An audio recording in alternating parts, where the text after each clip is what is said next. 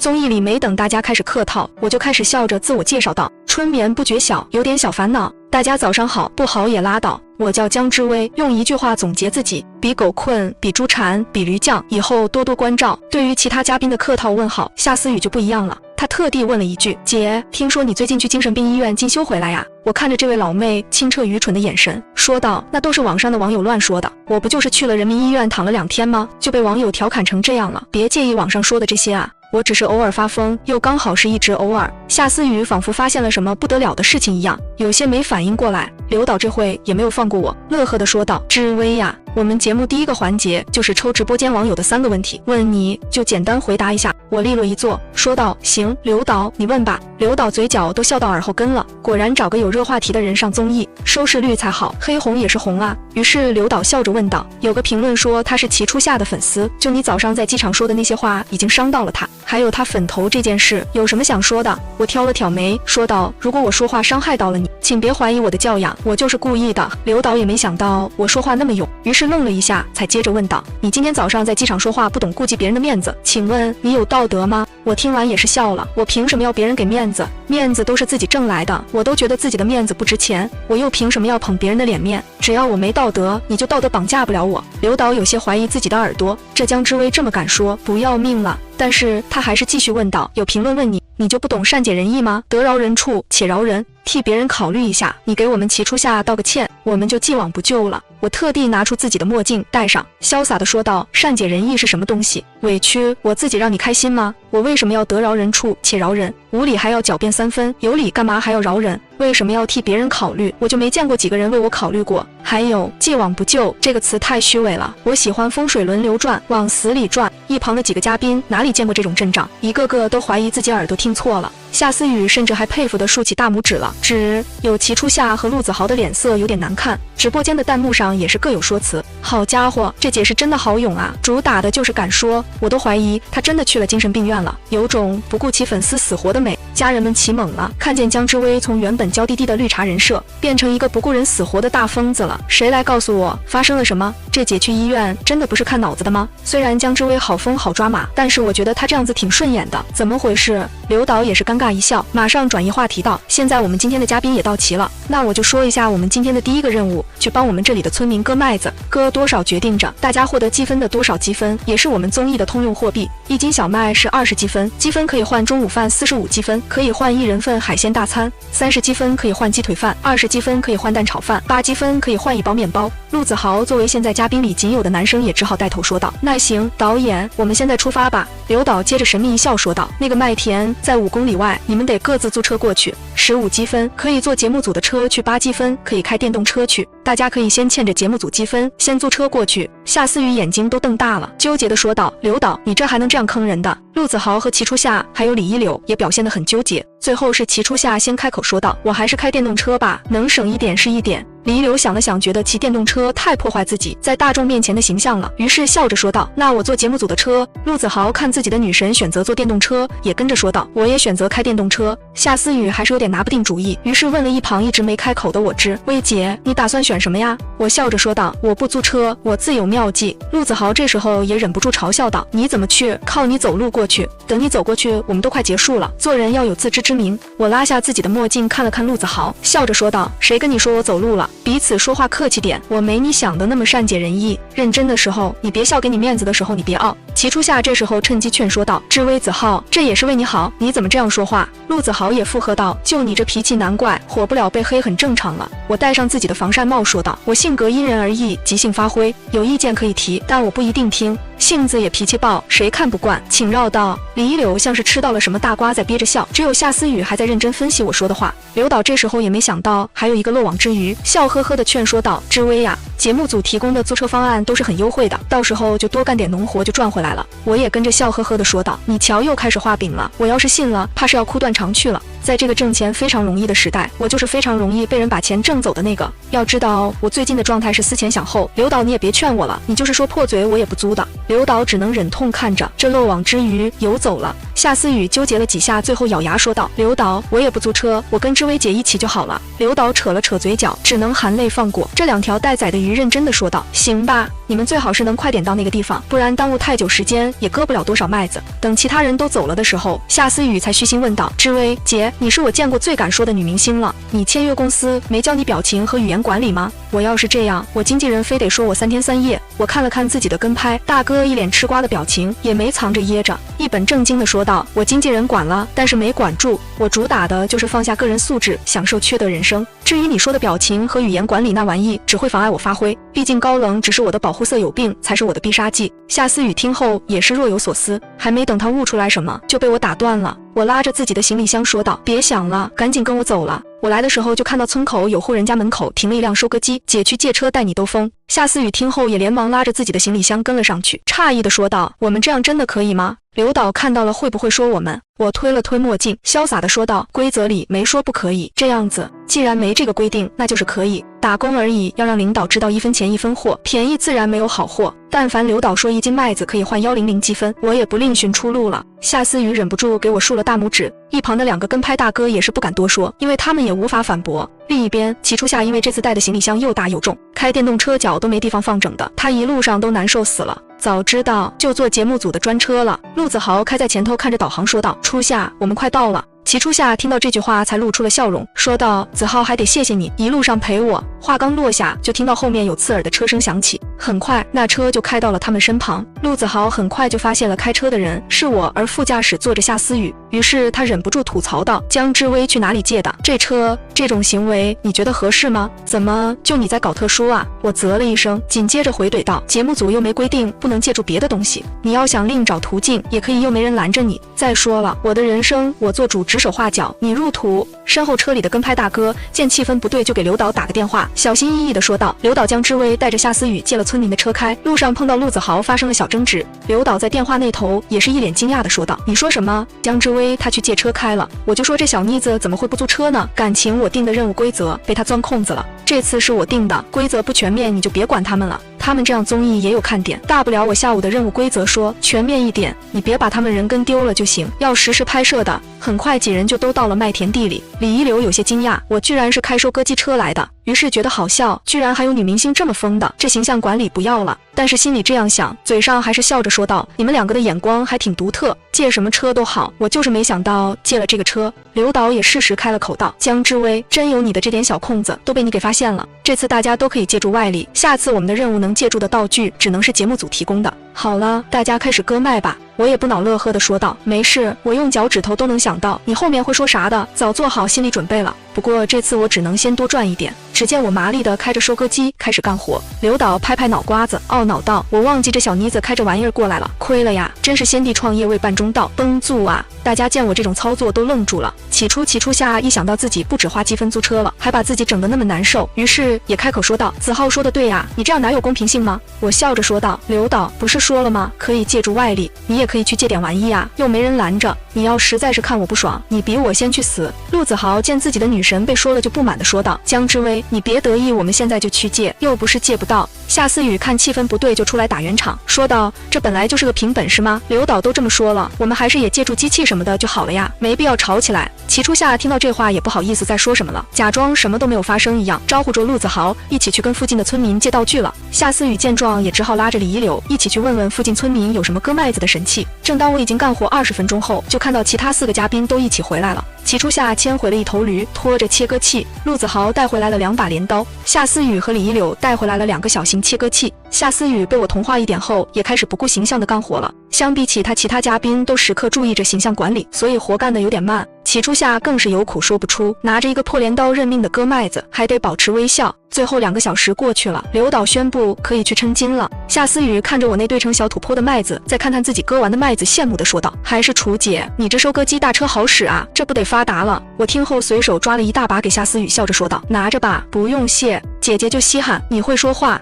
李一柳正犹豫要不要也跟我套个近乎的时候，我就已经开始装袋称斤去了。陆子豪看着齐初夏还不够装半袋麻袋的麦子量，可是积极地抓了一把自己割好的麦子放到齐初夏的麻袋里，说道：“初夏，我割的麦子量还行。”直到过去了10多分钟后，刘导才开始宣布，到第1名是江之威250公斤小麦，第2名夏思雨100公斤小麦，第3名李一柳38公斤小麦，第4名陆子豪20公斤小麦，最后1名齐初夏18公斤小麦。你们先想办法把麦子运到大院里，第1位运到的得到8积分，第2名6积分，第3名4积分，第4名2积分，最后1名没有积分。齐初夏刚得了最后1名，被打击到了，现在看自己借来的驴，突然有了信心。李一柳这次也学精了，笑着对齐初夏说道：“初夏，你也帮我一起运回去吧，到时候我得多少积分就分给你一半，怎么样？”齐初夏听到这大好事也没有拒绝，为了维持自己的小白花人设，他还温柔地对陆子豪说道：“那行，一柳，你就放驴背上吧。子浩，你的也交给我吧，这里刚好也能运货，这本来也是我们一起接来的。”陆子豪自然是开心地说道：“那谢谢初夏了。”说完就把自己装好的麦子放了上去，场面也是其乐融融的。齐初夏有些得意地看着我，突然想到了什么，于是对着夏思雨笑着说道：“思雨，你也一起放我这驴背上吧，反正你也没工具运过去，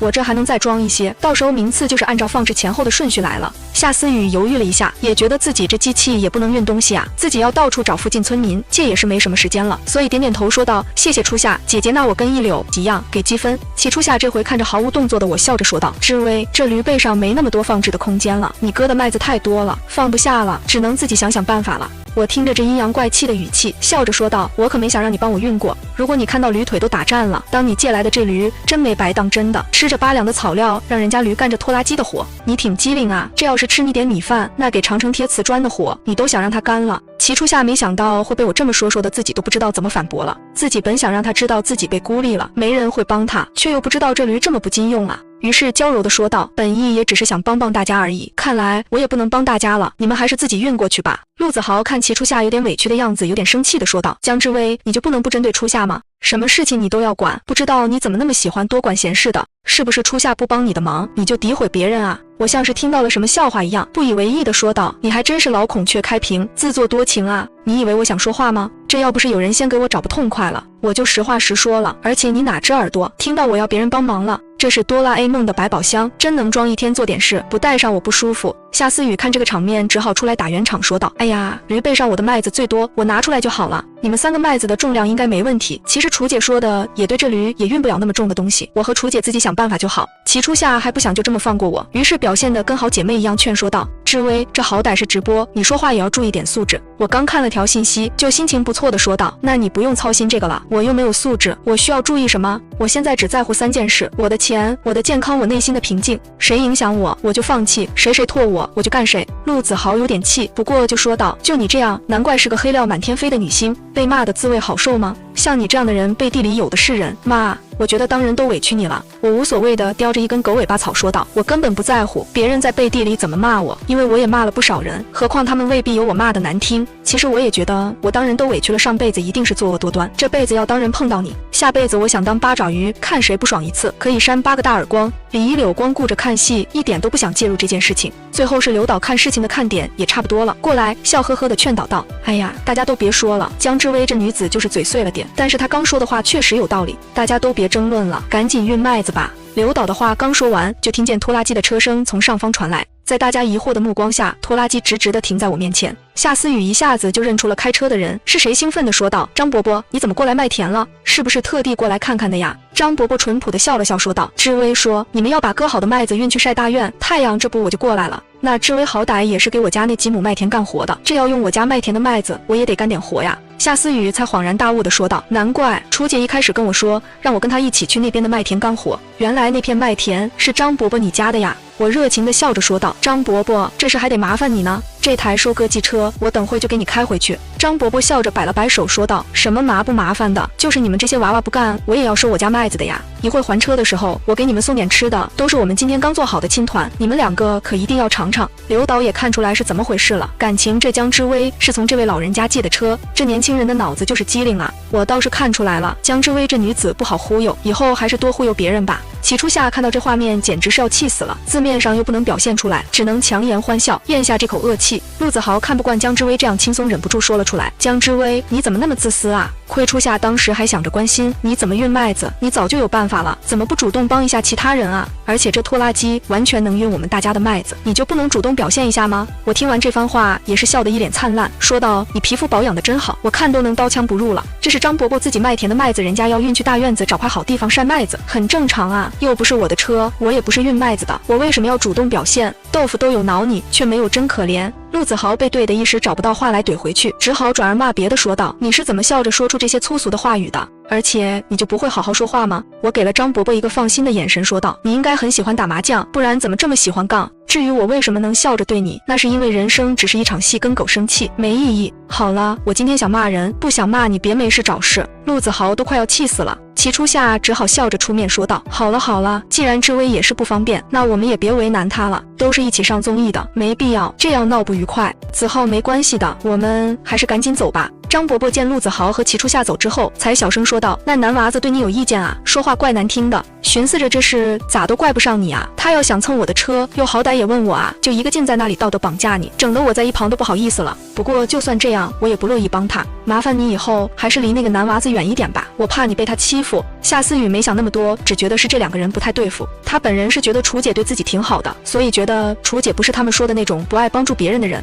现在一听张伯伯这样说，就理解楚姐为啥会和子豪哥不对付了。他安慰我说道，楚姐，我是站在你这边的，你也别难过，不要在意这件事情就好了。我看着两人关切的眼神，不以为意的摆了摆手，说道，我就没当这是事。不相干的人三言两语的评价，我就郁闷一整天，那我多少有点白活。快乐的秘诀就是无所谓，没必要不至于。思雨学着点。张伯伯对此表示很赞同，说道，没想到我都这把年纪了，都没你这个女娃娃看得通透。伯伯看好你就喜欢你这性子的娃娃，回去我给你在村里宣传，让你火得透透的。好啦，伯伯要出发了，我也得给你争点气，拿个第一什么的。我笑着说道，名次不重要，路上安全最重要。那我现在把车开回去。过了快半小时，民宿里的嘉宾才到齐了。刘导照例宣布道，第一名江之薇积分2408，第二名夏思雨积分926，第三名李一柳积分500，第四名陆子豪积分402，最后一名齐初夏积分364。现在可以跟我说你们打算中午吃什么了？李一柳想了想，最后说道，那我就吃海鲜大餐吧。齐初夏心里早知道自己的积分是最后一名的，但是听到的时候也是难免会破防，想了想自己吃不饱，到时候可以蹭点吃的，所以笑着说道，我最近在身材管理，就吃点面包吧。陆子豪有些心疼自己的女神都那么瘦了，还在身材管理，自己也不能落后啊，于是毅然决然地说道，那我要面包吧。这声音一落下，齐初夏差点失去表情，管理最后也只能笑着说道，哎呀，子浩作为男生还是要多吃一点的，男生的饭量难免会大一点，你还是多吃点吧，别吃面包了，要是你怕吃太多身材走样，我可以帮你分担一点的，你还是吃点好的吧。陆子豪听完有点感动，被自己女神关心的感觉真好，女神担心自己吃不饱，怎么会这么善解人意的女生啊？害怕自己是因为要身材管理，所以愿意帮自己分担一点，女神果然是最好的。这么想想，一个面包确实不够，他吃自己点个海鲜大餐吧，刚好也能跟女神一起共进晚餐。想到这，他马上改口说道，刘导，那我也要一份海鲜大餐。一旁的我早就看透齐初夏的心思了，也就陆子豪能被他破了。笑了笑才说道，我来一份海鲜大餐，还有一份蛋炒饭。这回轮到陆子豪笑着说道，江之薇，你是猪吗？这么能吃，能不能有点女明星的自觉？饿死鬼投胎都没你能吃。我不怒反笑道，你家住海边啊，管得那么宽，你还真是卖不奸，卖盐多管闲事啊。吃你家大米了吗？你是我今天第二个在无忧和无虑中选择无语的人，还真是生活枯燥，无畏牛马指点人类。弹幕，家人们谁懂啊？这姐的嘴巴依旧是在稳定发挥啊，这嘴一开口就没让人失望过，笑死我了。神盾的牛马指点人类又学到了。不过说实话，刘导都说了是单人份的海鲜大餐，再加一份蛋炒饭也很正常啊，也有女生能吃得下这么多呀。陆子豪有点大惊小怪了。要我说，陆子豪也是可怜的娃，每次都不长记性跟这姐斗嘴，哪次能赢的？陆子豪，你可长点心吧，下次能憋的话就憋着说出来，反而被说得更惨。陆子豪的粉丝别喷我呀，我只是一个路人，说句真心话而已。这江之薇的嘴巴是开挂了吧？还是说出道这些年憋太久了，所以一张嘴就抓马的话？这姐的嘴炮当初怎么不下场撕黑粉啊？我觉得以这姐的功力，一人干倒10个黑粉都没有问题，来混娱乐圈都屈才了。刘导看这场面又是要开战啊，这是赶忙插嘴对夏思雨问道，思雨你呢？你要吃什么？夏思雨还在犹豫到底吃什么的时候，自己经纪人管得紧啊，想吃大餐怕回去被好一顿说教。我看夏思雨还没下定决心，就知道她在烦恼什么了，就笑着开口说道：思雨，点个鸡腿吧，可以跟我一起吃饭，估计我也光盘不了，也能帮我分担一小步分。夏思雨听后也是激动地说道：楚姐你真好，那刘导我就要一份鸡腿饭就好了。再次集合的时候，刘导就已经拿来了任务卡。刘导嘿嘿一笑，拿出5张卡才开口说道：现在开始我们下午的任务环节，我现在手里有5张卡片，根据大家的排名顺序来抽1张卡片，卡片的内容就是你们下午任务的内容了。江之薇，你先上来抽1张。我眯了眯眼走上去，随意抽出1张卡片，看到是让自己负责做饭的时候，有点生无可恋。一旁的夏思雨抽完后笑嘻嘻地问道：楚姐，你抽到的是什么任务啊？我直接翻开任务卡给夏思雨看后，才悠悠地说道：让我做饭真是脸黑，才抽到。夏思雨拿出自己的任务卡说道：我的是打扫3个房间的卫生。这时刘导看任务卡都抽出去了，才说道：5张卡里有2张是做饭卡，有2张是打扫卫生卡，还有1张是采购卡。1张做饭卡和1张打扫卫生卡分为一组，只有采购卡是独自一组的，其他2组分别留1小份饭菜给采购的人。民宿1楼和2楼都有厨房，你们自己商量去哪层楼。夏思雨笑得一脸开心说道：那我和楚姐一组，我们的房间都在2楼，我们去2楼吧。齐初夏看着自己手里的做饭卡，还有一旁陆子豪手里的打扫卫生卡，温柔地说道：那好，我和子浩就在1楼干活就行了，刚好我们也都在1楼落脚。李一流有些为难地问道：刘导，我要去采购什么东西啊？有没有车接送的？不会又要我租车吧？刘导嘿嘿一笑，摇摇头说道：我是这种人吗？购物清单我都给你准备好了，车也不用，你坐我们节目组免费送你来回，就是预算有限，你得会购物。通俗来说，就是给你的钱就这些，但是你要把清单上的需要的东西都买了。李一柳一脸懵逼，自己买东西基本上都不考虑预算的，这不是为难他吗？于是真诚地说道：可我真不会这样子购物，这要怎么才不超过预算啊？齐初夏温柔笑着说道：如果偶遇店家是你的粉丝什么的，可以商量一下能不能便宜一点就行了，路上碰到粉丝可以问一下他们能不能帮助你买几件东西，到时候你可以多给他们签名拍照作为交换。我看了看刘导嘴角掩饰不住的笑，又看了看齐初夏一脸自信的样子，好意提醒道：清单上的东西商场有打折的就买打折的，别管好不好，你就买最便宜的。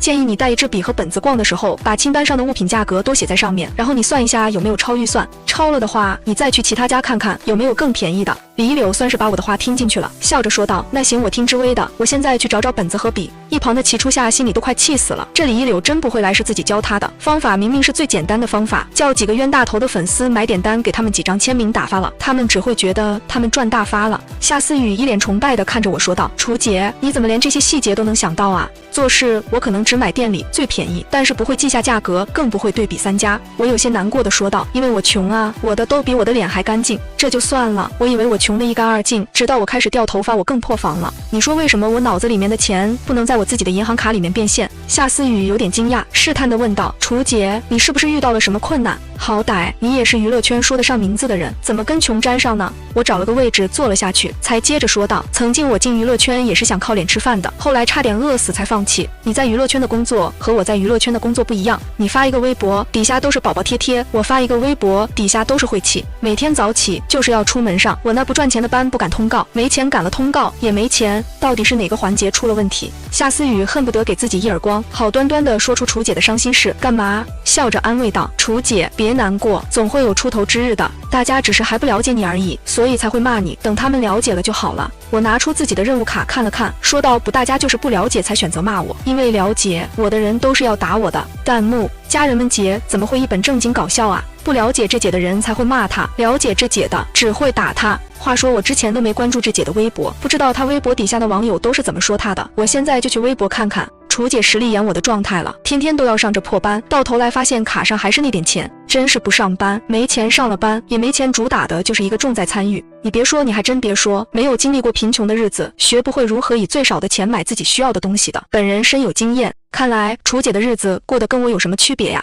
同是天涯苦命人，大哥就不笑二哥了。齐初夏笑着说道：志威，怎么会呢？了解你的人不会这么做的，你也不要妄自菲薄了，还是打起精神做任务去吧。陆子豪紧接着附和道：江之威，你看看初夏多么善解人意，你就不会跟初夏一样情绪稳定的说话吗？我皱了皱眉头说道：当我情绪稳定的时候，其实我已经疯了。实话跟你说吧，自从我得了神经病，我整个人都精神多了。陆子豪一时有些愣住，他没想到我会这么说自己，但是为了让自己下得了台，他继续嘲讽地说道：你要真是神经病，你怎么不在神经病院里待着？我起身拍了拍自己身上的衣服说道：社会的包容性是很强的，不是所有精神病都住精神病医院的，比如我还是那句话，活着没必要太正常。弹幕：这姐是怎么能一本正经的说出这些话的？人都觉得神经病是骂自己的，只有这姐觉得说她神经病那是在夸她，甚至她自己都得自夸自己是神经病。救命啊！家人们，我迟早要因为楚姐的嘴巴而笑出腹肌。楚姐也是会说话的，主打的就是给人一个措手不及，给人家陆子豪整不会说话了。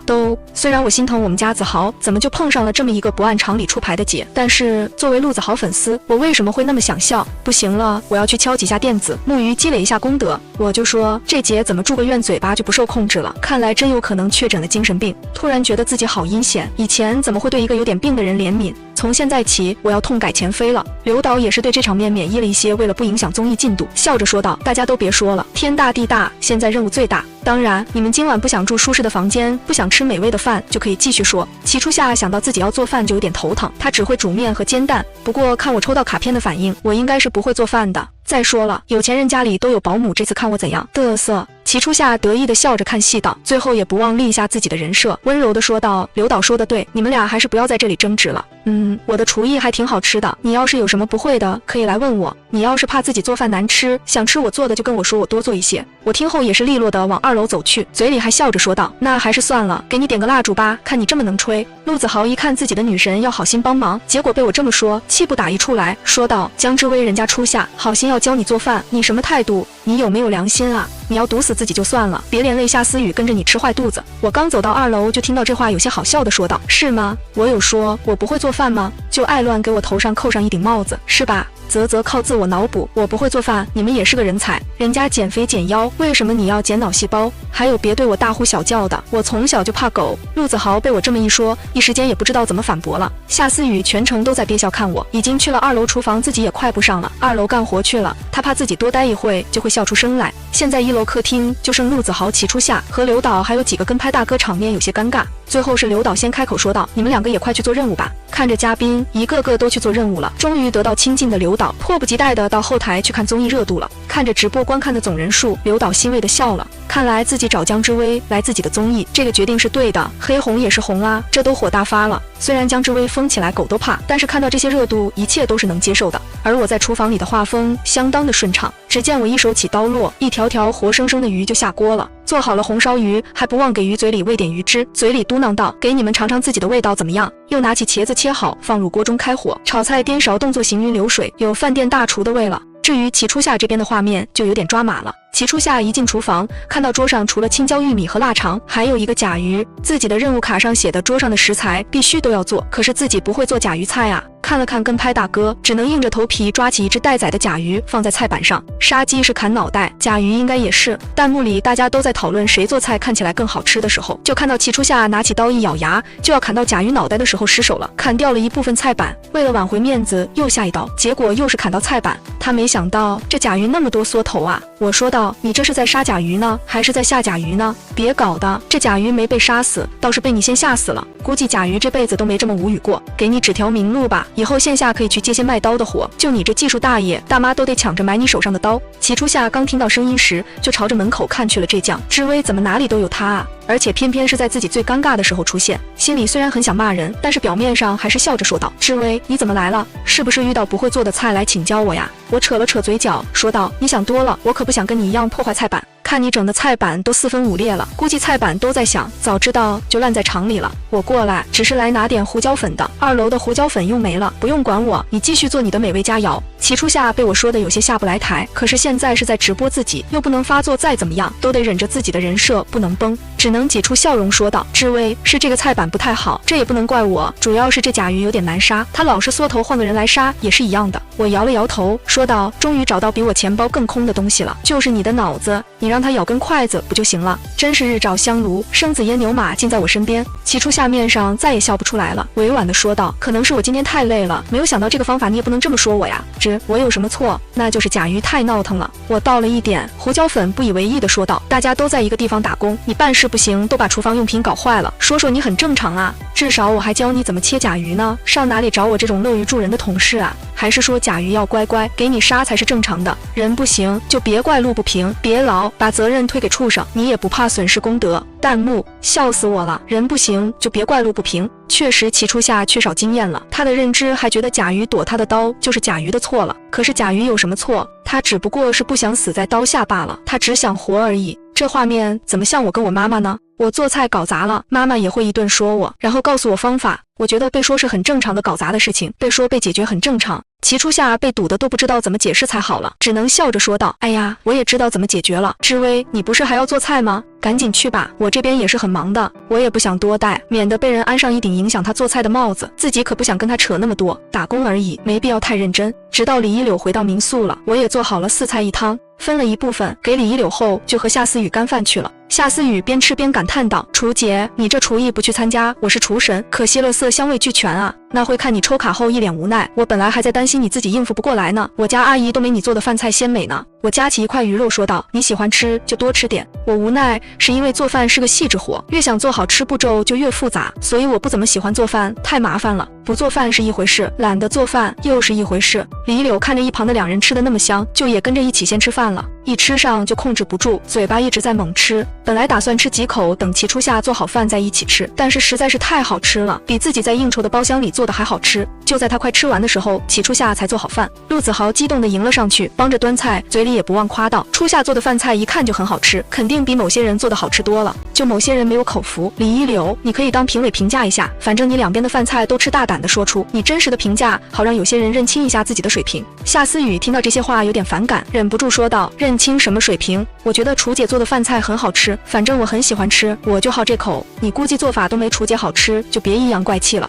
我笑了笑，给了夏思雨一个放心的眼神，就对着不远处的刘导喊道：刘导忙了一天了吧，要不一起吃点呗？评委怎么够要玩就玩把大的。刘导也是听懂了我的意思，想到自己又能蹭吃蹭喝，又可以安排这个环节，提高节目的收视率，自然也是笑得一脸不值钱的样子，说道：既然你们都跟我提出来了，那我们节目组就临时插个比拼，我让人去外面随便找3个村民来品尝姜之薇和齐初夏的饭菜，我来当主评委，获胜的人可以得到10个积分。齐初夏有些紧张，自己的厨艺就只有自己知道，除了做面条和煎蛋，其他的基本没做过，于是有些心虚的笑着说道：刘导，我看这就不用了吧，这多麻烦啊，而且我相信之薇做饭也是可以的，没必要比了吧。没等刘导说话，我就接着话题说道：别呀，这我不比一下，有些人可是不会服气的，何况你之前也说你厨艺挺好的，我就想知道我有没有机会赢过你这个做法高手。当然这件事情还得看刘导怎么决定了。刘导你怎么说？刘导作为生意人自然是不会拒绝了，笑着说道：一点都不麻烦，随便出去找来3个村民吃一口评价一下。再说了，这不是还有积分赚吗？对你也好，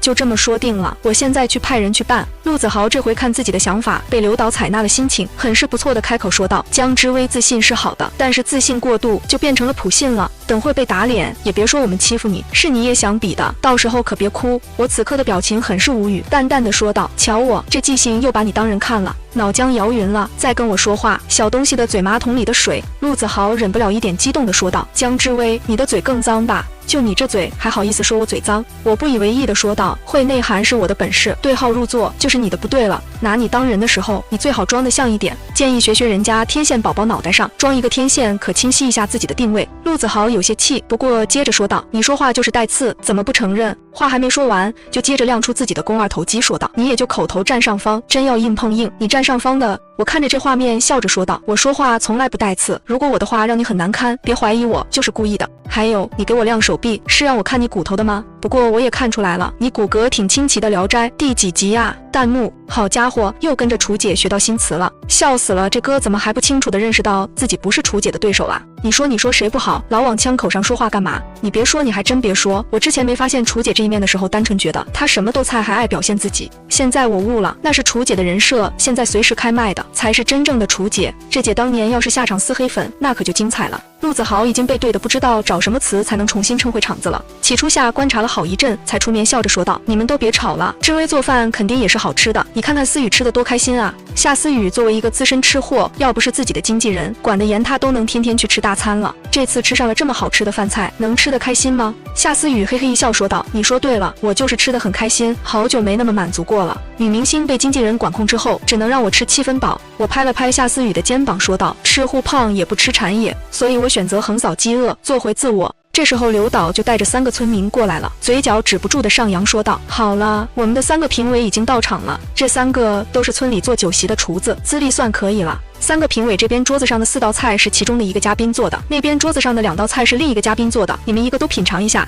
3个村民先吃了前4道后，脸上都是一副意犹未尽的表情。轮到尝试另一桌子上的饭菜的时候，脸上就出现了一脸便秘的表情。刘导看3个村民都已经品尝完了，才笑呵呵地问道：“3个评委觉得哪一桌的饭菜更好吃呢？”3个村民都指着4道菜的桌子，其中最有资历的大叔说道：“这一桌做的菜很好吃，比我这个掌勺几10年的做的还好吃。至于另外一桌的甲鱼玉米汤很淡，做这道汤的人简直是浪费了这个大补的甲鱼了。至于那个青椒炒腊肠，实话说，腊肠本身就是咸的了，做菜的人又加了大量盐，吃起来齁咸。我6年级女儿做的都比她好吃。”齐初夏听完面色一白，他知道自己估计做的菜不算好吃，也想到自己会输了，但是没想到这个村民会当场说出他的菜有多么的不好吃，一点脸面都不给他留。现在还在直播自己的形象，估计有一定受损了。都怪姜之薇怂恿刘导搞这一出，他就是故意针对自己的。陆子豪一脸不可置信，想都没想就激动地说道：“这怎么可能？就凭姜之薇那副样子，能做出什么好吃的？你们是不是都商量好了，都给姜之薇投票？你们收了他什么好处？”3个本地村民都是地地道道的朴实人，现在被这么一个毛头小子无缘无故扣了这么一顶大帽子，自然也是争论起来。你这小伙子什么意思啊？我们3个可没有作假，你说话也是要讲证据的，少血口喷人了。那道难吃的饭菜是你做的吗？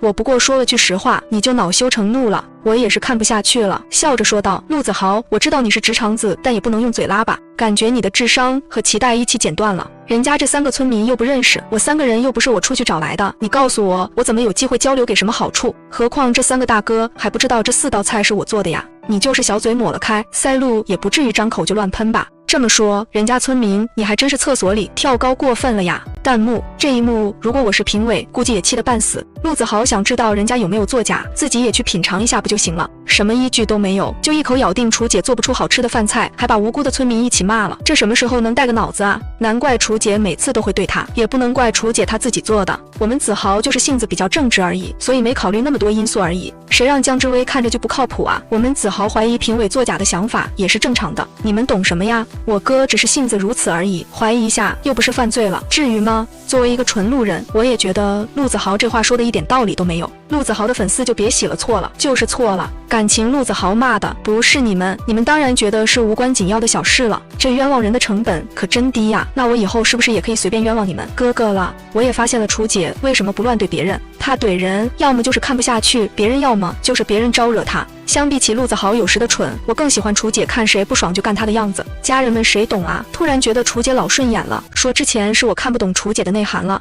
陆子豪才后知后觉地反应过来，自己刚才确实冲动了，都是不经过思考就下定论，没有什么证据，但是还是不愿意相信的说道：“那行，虽然我没有证据什么的，但是比赛总得让我心服口服吧，我也品尝一下，我还真就不信邪了。”3个村民都是朴实人，一听这话更来劲了，严肃地说道：“你也最好是能大大方方的评价，我倒要看看你吃了之后说什么。”陆子豪不信邪地加了我做的菜，本来是不屑一顾的神情，到后面怀疑人生的神情，但是他不想夸我任何话自己，女神的估计也不差，于是又去另一桌加了齐初夏做的菜，脸上的疑惑都快冒出屏幕了，最后又加起来重新品尝，最后半天就憋出一句话：虽然姜之薇做的菜不难吃，吃的还行吧，但是初夏的菜也没你们说的那么难吃啊，也挺可以的呀，可能是你们评委口味偏向姜之薇的菜色才这么说的。3个村民面面相觑，他们那是认认真真的在评价这人是不服输在哪里，昧着良心在强词夺理，真是脸大，还搞成他们的不是了。年长的大叔很不服陆子豪的说法，骂骂咧咧地说道：“那2道菜是你做的，做的不好吃还不让人说了吗？真服了，你们这种死要面子不听别人意见的人，还说我们口味的问题。感情你很爱吃你做的那些黑暗料理，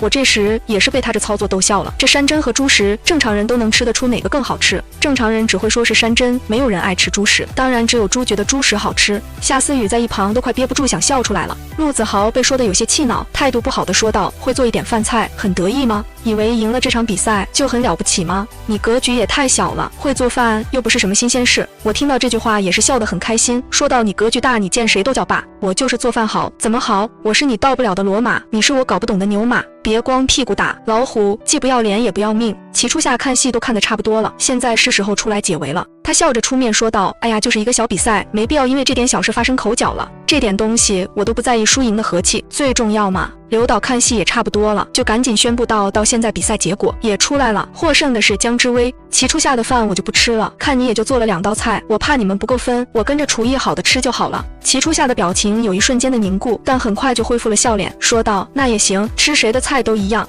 那3个村民这才看出来了年长的大叔，疑惑地说道：“感情那2道菜不是那个小伙子做的呀？那我评价菜色的时候，小伙子你那么激动干什么？害我还以为是你做的那2道菜，才恼羞成怒。这不是你做的，你瞎叫嚷什么？”我有些失笑地说道：“这还不简单吗？有人来为自己打头阵，何乐而不为？真是阴沟里的辣椒，阴险又毒辣。还有一个是被人当枪使，全靠自己屁股朝天有眼无珠导致的。”3个村民也是被我的一番话给折服了，原来是这么一回事。夏思雨终于控制不住，自己笑了出来。不过他挺好奇齐初夏做的菜的味道到底是什么样的，于是偷偷的拆了双筷子品尝了一下。青椒炒腊肉齁咸辣椒解不去，于是身体本能反应就是吐出来，拿起自己的水杯猛喝水。齐初夏被我拆穿心思后也笑不出来了，只好硬着头皮说道：“志威，你真会说笑，我怎么可能会这样？我刚才输了比赛，只是有点难过，毕竟比赛也不可能一点都不在乎，所以沉迷在低沉的情绪中，没分出心思出来而已啦。你是不是不喜欢我？”我笑得一脸明媚地说道：“我的眼睛不是染缸装不下你的各种脸色，马丁都没你会变，至少马丁一天一个角色，你1小时几个脸色，你会觉得这样，你会觉得那样，你刚还说都是小事你都不在意，现在说你情绪低落，你京剧变脸啊，有空教教我呗。”齐初夏脸上的笑容僵住了，随后委屈地解释道：“那不是因为我不想看子豪哥哥和你为了我争吵吗？所以才这么说的，是我的错。”陆子豪都快心疼坏了，恼羞成怒地说道：“初夏那么善良，处处为别人着想，特别是你就应该谢谢人家。初夏，你不领情就算了，还这么说他，你也太恶毒了吧？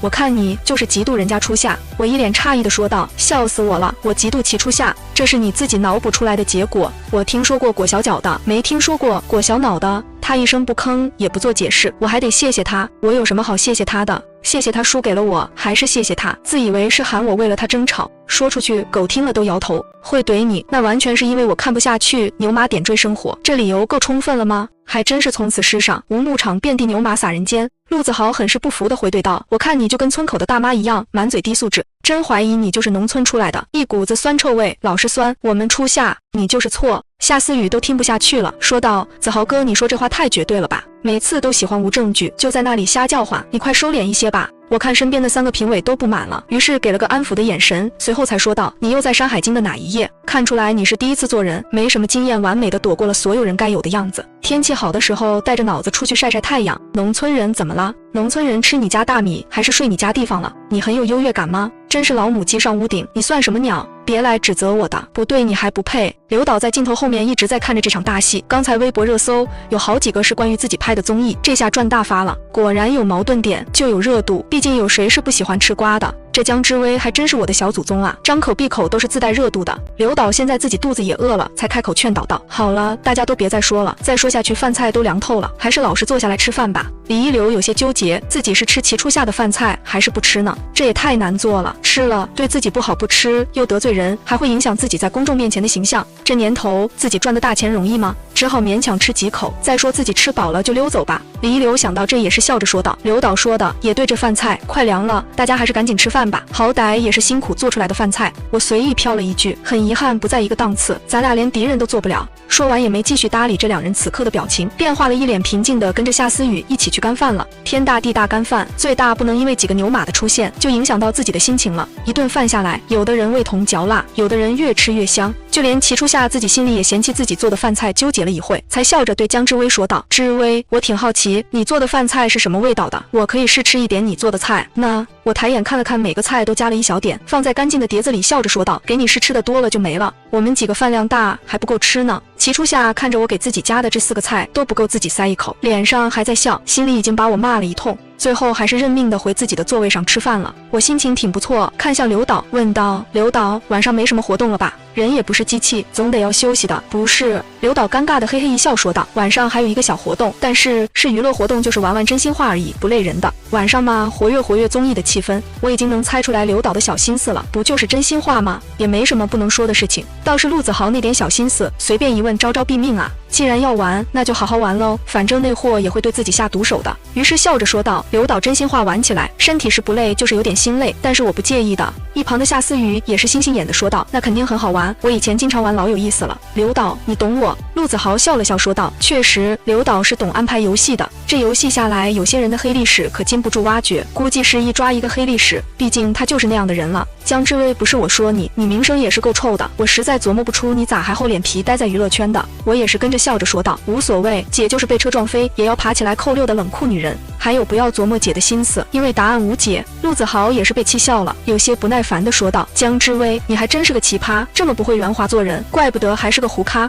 也不知道你们公司怎么还不雪藏，你也不知道你用了什么手段，都这样了还在娱乐圈呢。我无语极了，皮笑肉不笑地说道，绳子太长就能打结，为什么你的舌头不能？都有空在那里说闲话了，最近这么闲任了二郎神当主人，闲得慌，年底就找个厂上班吧。实话跟你说吧，我打了狂犬疫苗，你以为我会怕你？陆子豪刚还得意的表情顿时绷不住了，气愤地说道，不说以为就没事了，大家都心知肚明的事情没有金主，你这么糊还能跟我一个综艺？我白眼一翻说道，上次这么无语还是在上次，你有什么证据？你不是很牛吗？你倒是拿出证据啊！我没有金主，我自己就是自己的金主，你是不是嫉妒我呀？我还在不在娱乐圈管你什么事呢？就是因为别人给我更好的资源，我才会倒霉到跟你这个牛马一个综艺，何况刘导还在场，你问问刘导为什么要请我参加综艺呢？有人出生在罗马，有人天生就是牛马，只配得到姐的白眼。刘导你也真是的，就算节目组前3期是农家生活主题，那也不能真请牛马来吧？弹幕笑死我了，陆子豪想拉楚姐下水，谁知道楚姐不仅没陷入自证陷阱，反而对他依旧稳定输出，不愧是楚姐啊！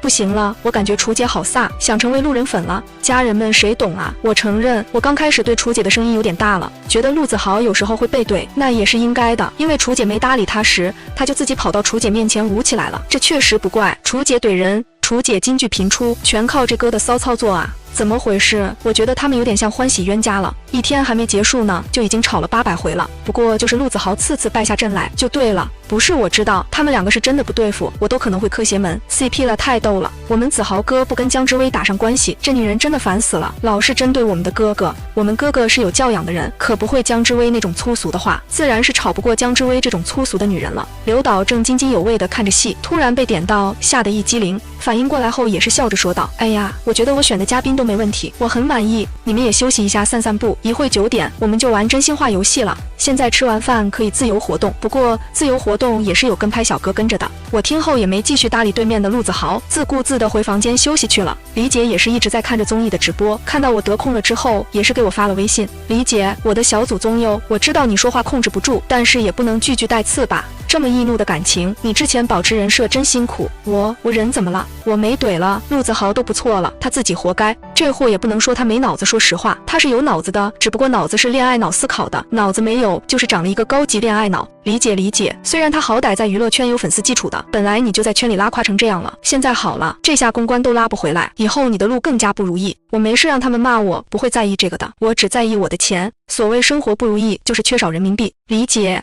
行，你背后还有你富豪爹，你无所畏惧。不是上头那些领导跟我反映，这些我也不想管你这些事情的。你实在不行，就让你家收购我们这小公司吧，我家在你们中间很难做的呀。我们家的生意不进军娱乐圈的，我当初要进娱乐圈，我家老头子那是10000个不愿意呀，不然你以为我会跟家里闹不开心，自己出来单干啊？我家老爷子只想我进家里的公司，跟他学着打理公司。我对打理公司没什么兴趣，他就说那我倒是找会打理公司的老公啊。理解你懂吗？哲姐，理解我懂，也就你有资本任性了，所以你打算什么时候找个会打理公司的老公？这样我也不用跟着你3天饿9顿了。我什么时候才能在这公司里翻身把歌唱啊？天天被上面的领导批啊，还说只有加班才能体现我的价值。我人生得意须尽，欢到点就下班。你就说自己的胃不好吃不了他们画的饼就是了，毕竟咱是来打工的，不是来玩命的。理解道理我都懂，可是问题是试就去试，到时候我就真是去捡垃圾吃了，只能在公司苟且的生活。我没事生活，不只有眼前的苟且，还有以后的苟且，是千辛万苦几千的工资，万分辛苦。我是万死不辞几万的工资，死也不辞，都是难兄难弟呀。大哥就不要再说二哥了。理解，真希望你能挣点钱，你赚钱了，我也能跟着喝口汤。我的工资的上限取决于你赚钱的上限，我做梦都在想你事业起飞，谁懂啊？我理解梦想和痴心妄想是有区别的，虽然说是金子总会发光，但我是铁子。理解，我信了你的邪，最近看你张嘴就是低素质，我已经有点上火了。理解，我没事，理解相信我心静自然凉，等过了几天到了月底就不会上火了。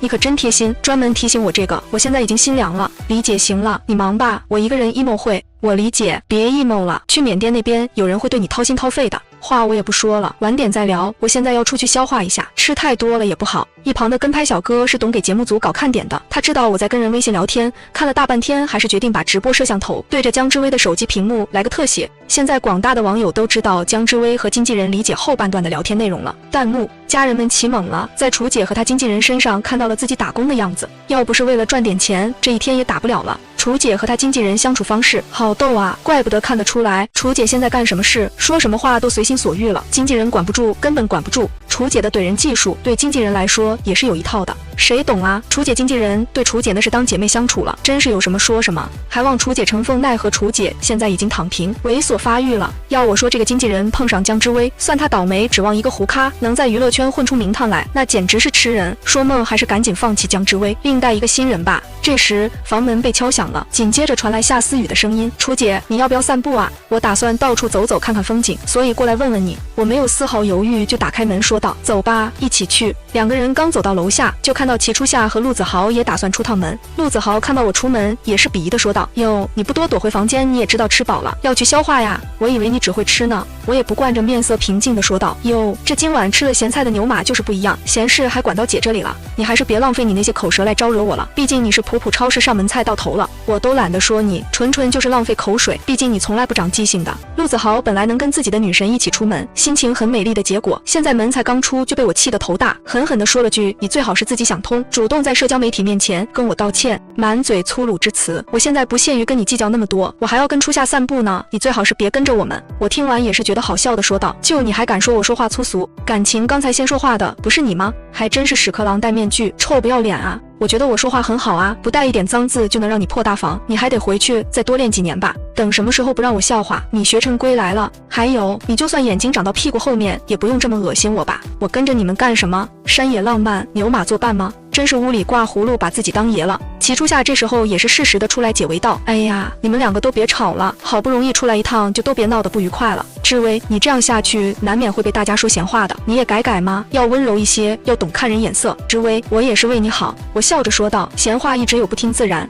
还有我身上凭什么要装满你说的优点？我不累吗？趁我还鲜活，你赶紧滚蛋！齐初夏脸上的笑容都僵硬住了，最后委屈的说道：你不听我的就算了，还凶我，我也是好心的呀，你也太没人情味了，挺不好相处的。我啧了一声，说道：啊，对，你说的都对，那怎么办？要不你报警吧。其实我这人很好相处的，处不好你自己找原因。陆子豪看自己的女神被一顿说教了，于是气愤地说道：姜之薇，你怎么可以这样？真是好心当成驴肝肺，为你好你还反倒说别人，你就不能收敛一下你的嘴巴吗？我笑容明媚地说道：那怎么办？我活着就是为了发疯的，我收敛你个大头鬼，我把你收进雷峰塔，要不要？实在看不惯我，你就当我死了吧。